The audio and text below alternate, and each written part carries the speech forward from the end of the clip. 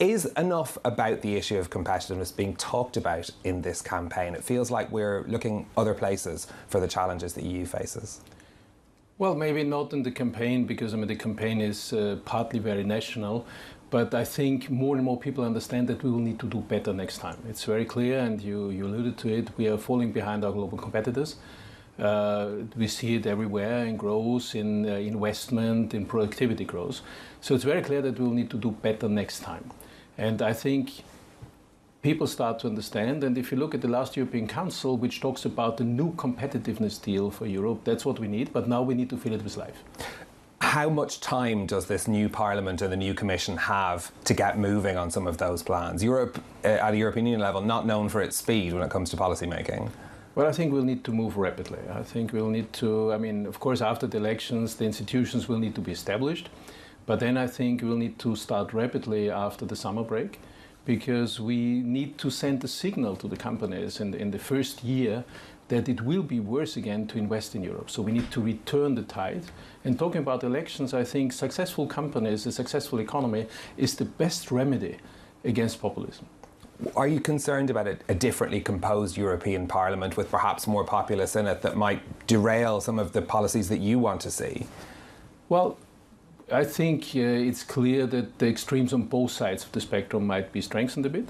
But I think and I hope that there will still be a sufficiently strong center, understanding that we need to bring the continent back on track.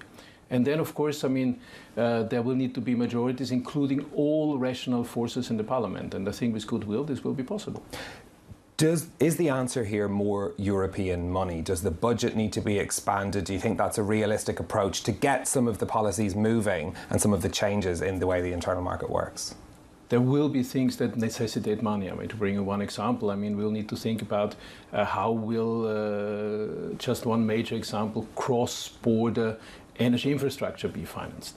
But the main point is to get the investment conditions right, because it's not only about money. There's a lot of money available. If you look at the Horizon Europe, not everything is spent, so there can still be money mobilized. Is that a red tape problem? Why there's money out there? Why aren't companies accessing it? There's a big red tape problem, and then if we look at, we have created our campaign with the Reboot Europe, where we say the computer is right, we can only do together as European, but there's a couple of bugs we need to fix.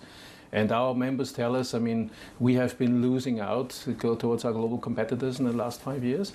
And we also ask them for the reasons. And beside the cost of energy, where we need to find answers, it's a lot of over-bureaucracy, regulatory overburden. They tell us they're drowning in regulations, and that the permitting procedures to set up an industrial plant and infrastructure are taking too long. This is where we need to get better. This is where we need to find answers. And this is, for instance, what the US seems to do better. What's the risk if you don't have action, let's say, in the next year on these issues?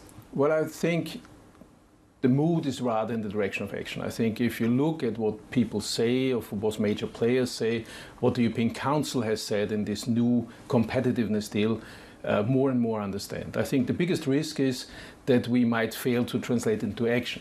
So I think we need to translate these right messages now, where people understand that we will need to do better, we'll need to be faster, we will need to put competitiveness on top of the list again to be successful, that we translate this into action. And I would say we need to show to the companies in the first year that it's worth to invest in Europe again. The investment flows have gone elsewhere, and this is what we need to turn around, because we want the wealth in Europe, we want the investment in Europe, and we want also create quality jobs here.